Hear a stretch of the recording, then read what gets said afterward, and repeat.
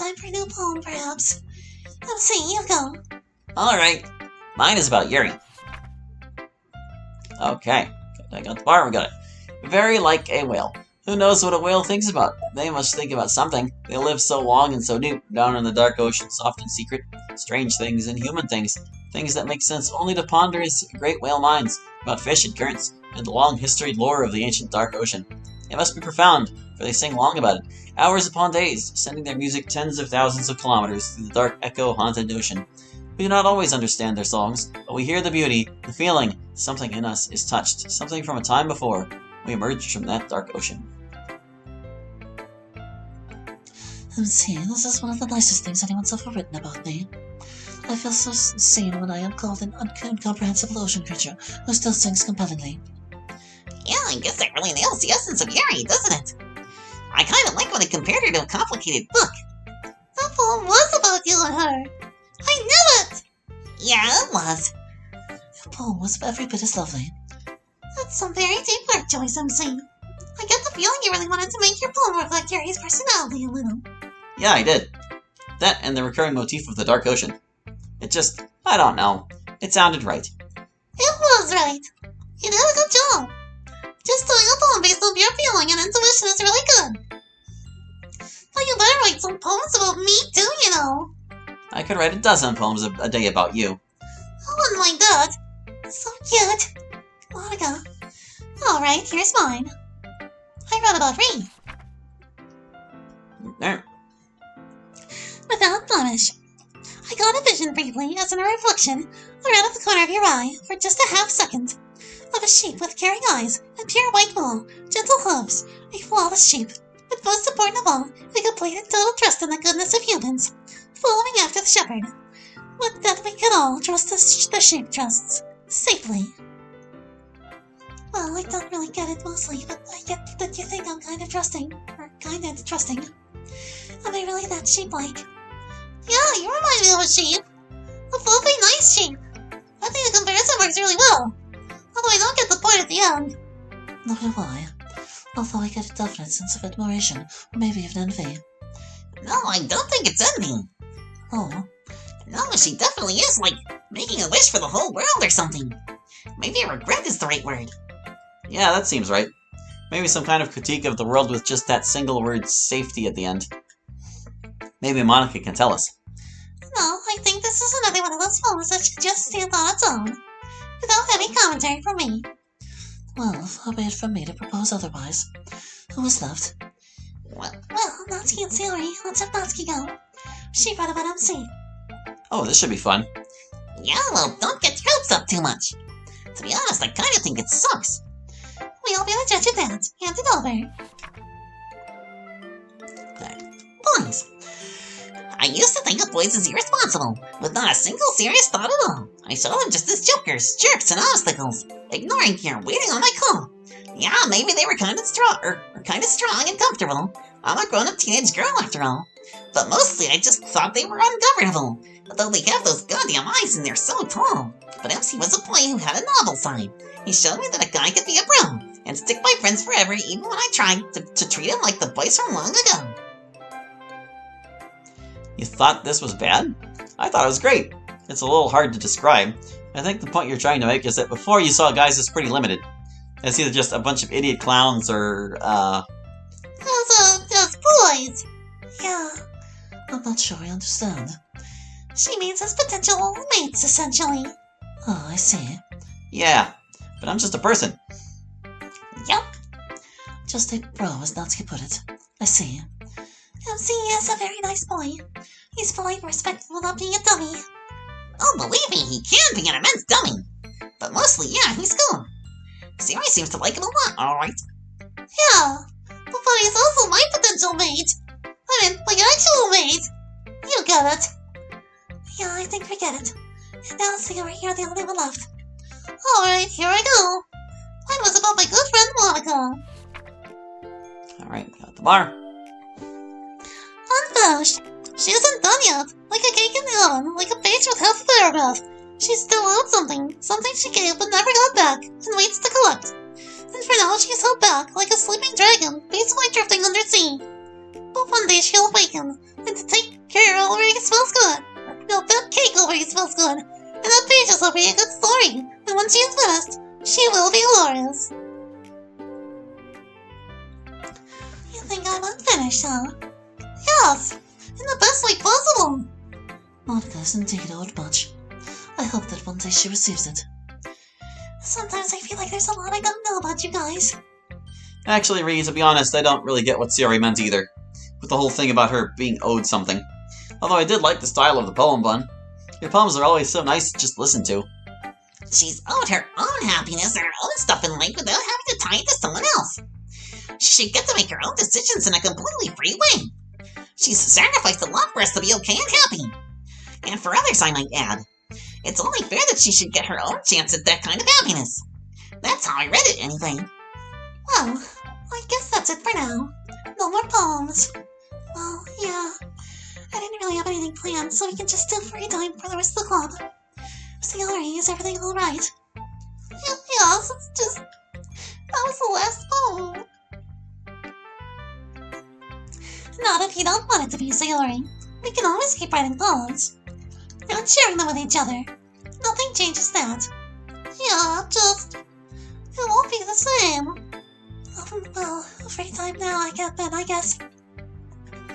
Hey there, Light. You okay with everything?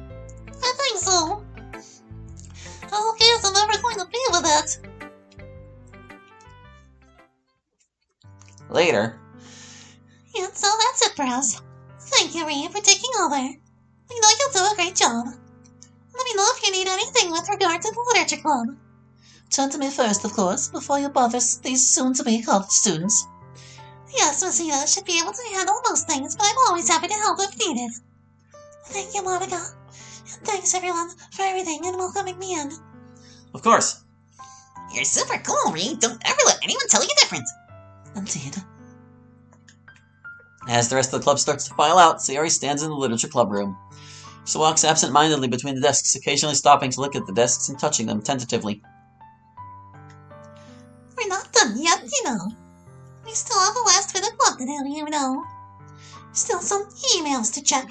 Still my lot to do, although I don't know if that'll make you feel better or worse. Could be either. But the literature club isn't over yet. I know, I just feel... it's just... I won't be here anymore. It feels like we should have done something. I feel like I should have said thanks to this room. For everything. I have so many memories here. So many happy things and terrible things. It feels like this room is in my family somehow. It feels wrong to just leave. I agree. But I already said my goodbyes to this place and my thanks. Besides, I'll probably need to come back here from time to time to keep an eye on things. Eldritch reality, tether, and whatnot. Anyway, take some time. Do or say what you feel you need to. We'll be waiting outside for you. Natsuki and Yari are having one of their half-real fights right now. Anyway, we'll be busy for a few minutes. What are they fighting about now? How long Natsuki is allowed to be mad at Yari for ignoring her. How long Yari is allowed to be mad at Natsuki for spiking my drink. And whether any of these periods cancel each other out. Sounds fun. Yeah. Anyway, say your goodbyes. I'll be outside. Well, it's the room. There I go, calling some inanimate object with an honorific again. It's almost like I'm still a little girl. I definitely feel like one. Like a tiny, helpless girl who's expected to live a normal adult life. But I'm not a tiny, helpless girl anymore. I'm not supposed to be. I'm a grown-up. And a lot of my growing up happened here with you. And even just in the last few, whatever you call them, years, so many things have happened. I don't know. It makes this place feel important somehow. Even though a lot of bad things happened along with the good things. So basically, Mr. Room, what I'm saying is, I feel like you and I know each other pretty well. And I'm not going to be around much anymore, if ever. So, thanks for being our room. I won't ever forget you. And I hope I see you again eventually. Goodbye. Nothing happens. The room is empty. Thanks for letting us do club at your house again, MC. Hey, my pleasure. It's good to have lots of guests over. Miss Ida not coming today? Actually, she's coming. She just wanted to talk with Rhea a bit first. Those two are getting along well. It seems like the literature club will do a lot better when we leave than it ever did before. I've already left. Not yet. Let me be the one who's upset about the time passing and things ending, Zeolry. It doesn't suit you. Anyway, we still have a few bits of club to attend to. Starting with my mod. It's... Well, I'll let you see for yourselves. Just remember not to say anything during the mod so that our viewers aren't confused. Here we go. Undeserved epilogue.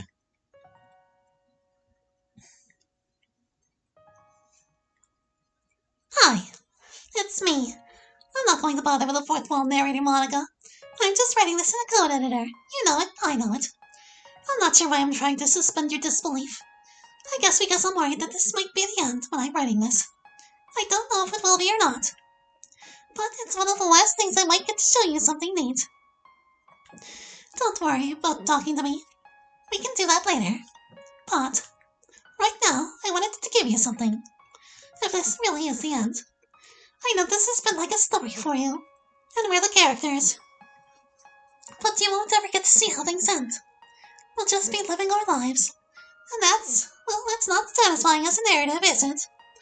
That's why some shows do that thing where they show you a montage of what happened to everyone in the end. That's what this is. For all of us. No, this isn't going to be all at the same time in the future for everyone. For some, the near future, and for some, the far future. And of course, this is just me guessing. And trying to write you a nice end to your story. It's probably not what will actually happen to anyone. I just wanted to give you some kind of mod that might give you closure. I thought maybe it would make you happy. So, enjoy. Gosh. Let's... Members of the family, the bathroom gang, school staff, the student council, others. We'll just go down the line. Oh, okay, there's like sub-menus. We're gonna be here for a bit. We want to take it from the bottom then? Let's take it from the bottom. Who the heck is Yawada? I forgot who Yawada is. I actually know Yawada a bit. He was in the fake club for a little while back when I was in it. I'm pretty sure you only know him as one of Kanzo's friends, though. He's a pretty ordinary guy. Let's take a look. He's sitting at his computer. He appears to be playing a game where your job is to disassemble and scrap your spacecraft in some kind of salvage yard. Ah, that was a good shift. Ugh, 7 p.m. Sunday almost over, and back to work tomorrow. Let's see what's going on with social media. He idly navigates through a series of social media sites. Oh, Kenzo's birthday tomorrow. Haven't talked to him in a few days. I wonder how he's doing. Or if he ever finished working on that car. Maybe I'll send him a DM. Or maybe not. Probably doesn't want to hear from from the past people out of nowhere. Hell with it. Yawada has been feeling lonely recently. He spends most of his time on his job, and when he's not working, he's decompressing, usually with games. Let's see. What's up, my man? Happy birthday. How have you been, brother? It's been a long time. Know we moved far away from each other, but wish I had stayed in touch better. Let me know how you're doing, yeah? You ever finished working on that 84 Subaru? Cheers and hope you're well. There, hopefully not too cringe. Now, where was I? It is only a few minutes later when he sees he has received a reply. Oh, what's this? Hey, my dude, it's so good to hear from you. I totally did finish up with that Subaru. Still work on cars when I have the time. But mostly just working my regular job, same as you, probably. So it turns out I'm going to be up in your area for a couple weeks for business in a month or so. We should totally hang out, grab some beers. Let me know if you're up for it. Yeah, oh man, what time period is that? Ugh, that's going to be a really heavy time at work. But screw it. Yeah, man, I can totally meet up. I'm psyched to see you again, can't wait. They did end up meeting up. Though they never moved close to each other again, they rekindled their friendship online, seeing each other casually when possible. When Yawada got married, Kenzo was one of his groomsmen, even though they only saw each other once a year on average. I think from bottom to top is definitely the call here. I don't even know who Tomo is. Tomo, MC's old friend. Oh yeah, He ends up not going to college. Signs up for another job out of high school. Least of all, someone wearing the blue. So then, guess what happens? Man, drink some water first. You're gonna be feeling it tomorrow. You're right. He collects himself and slowly takes a large drink of water. He doesn't usually get drunk, but tries to maintain control when he does. So yeah, you'll never guess what happens next. The Ferb surrenders peacefully. No, sadly. Motherfucker jumps over the railing, right? Doesn't realize that the construction zone right now is just a pit that goes 6 stories down. I think they're going to turn it into the parking garage. Ouch. Yeah, splat. And this was for just a couple pairs of pants? Yep. Wish it didn't have to go that way for him. Yeah, I mean, you didn't do anything wrong. Someone runs you gotta chase them. But here's them. May you find rest in pants on the other side, brother. Cheers. They clink their glasses and take sips. The mood has become rather somber. Hey, barkeep, another one for my buddy here. I'm on it. How long have you been a cop now? Almost a year. Your first time seeing something like that, huh? Yep. Well, it does get easier. Although I don't know whether that's a blessing or a curse. Just try not to let it get to you too much. And hang on tight to that part of you that feels bad when something bad happens to people or perp or otherwise. It's easy to lose that in this job. I can tell. A lot of guys don't even seem to care anymore. Yup. I'll try to keep caring.